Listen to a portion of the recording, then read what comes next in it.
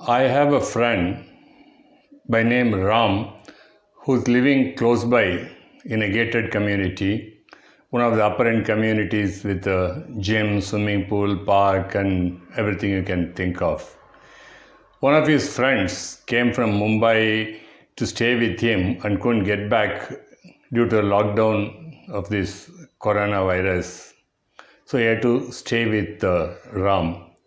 One day, Ram and his friend, they are just going along the well-maintained garden in their gated community.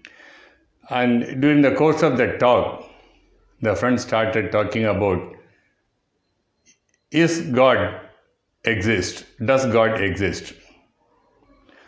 So Ram didn't answer. They were just walking around, and it was a well-maintained garden, nicely made lawn, everything.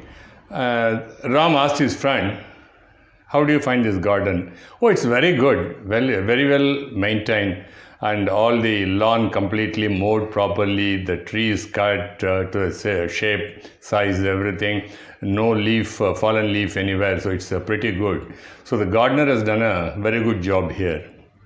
So Ram smiled, and then they just started walking.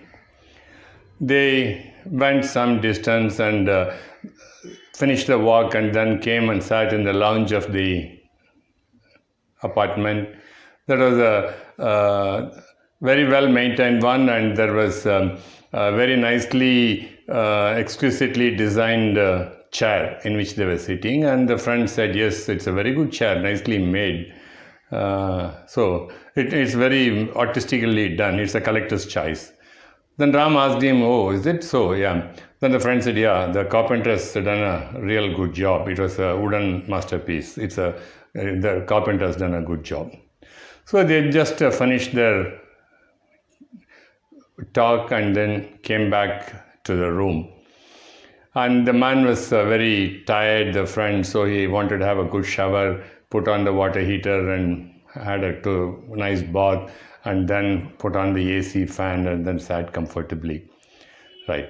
Then after that, Ram asked him, right, now, you went to the garden, you said that it was a nicely maintained garden. You said the gardener had done a good job. Have you seen the gardener? No, I haven't seen, said the friend. Then how did you say that there was a gardener? No, if it is properly maintained and everything is in order, then we need to understand that there was a gardener. Otherwise, it would not have been done. The lawn would have been in a bad shape, the trees would have been haphazard.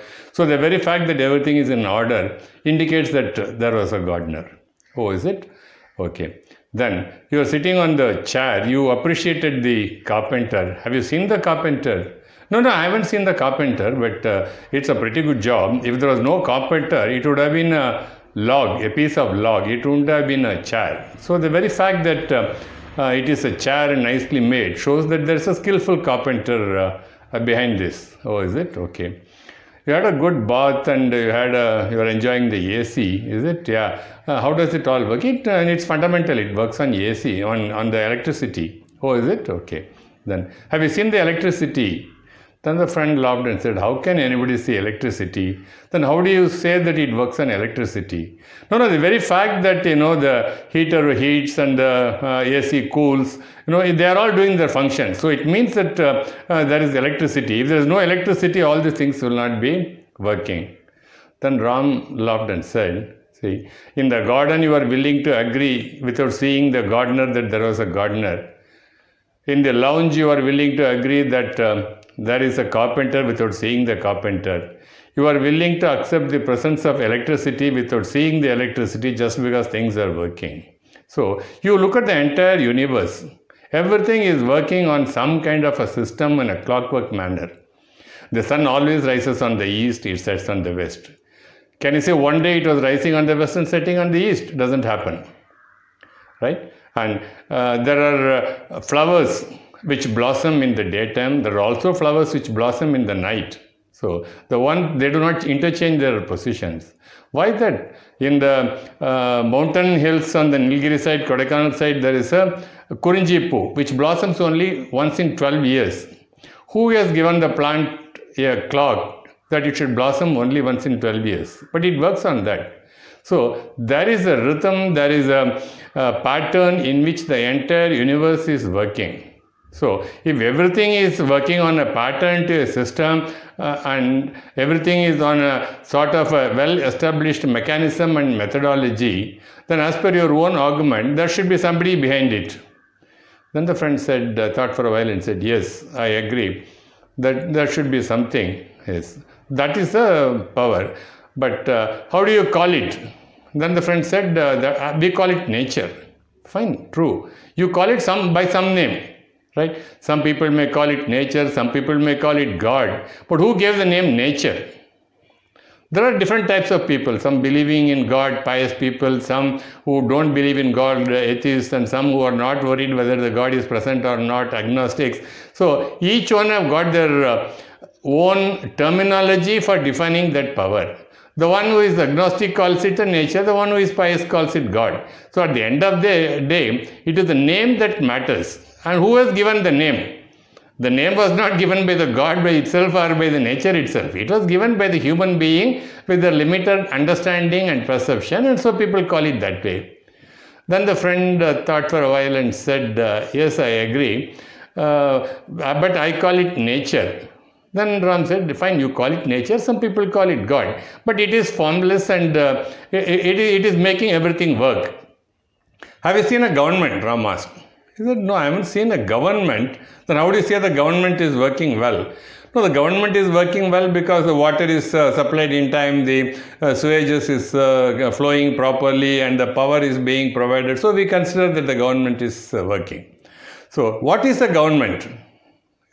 Government is consisting of departments and things. And no, if I ask you to show me the government, can you show me the government? Is it a physical entity with 2 hands or 1 hand or 4 hands or 8 hands? No, it is an entity. So, but when it comes to the question of taking a relative position, some people call it, they call the chief minister or the prime minister or the president as the one representing the government. So, it's a government of so and so, it's a government of this person and that person. That's how they call.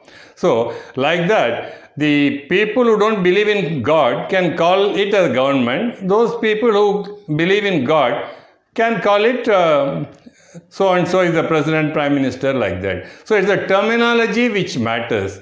But at the end of the day, it is the ultimate power which is omnipresent, omnipotent, which is the driving force behind everything. It is that force which makes a small worm move and a large aeroplane move.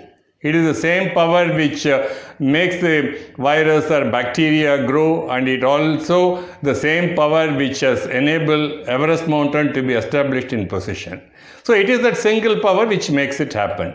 So to that extent, everybody has to agree. Then the friend said, yes, I agree fully. But because I did not want to get into the presence of God or absence of God, I just called it nature. Maybe some people are right in calling it God. So at the macro level, when it comes to the omnipresent, omnipowerful entity, yes, I am willing to call it God. But some people call that God for their limited purpose and limited worldly benefits. So that's what is making me wonder.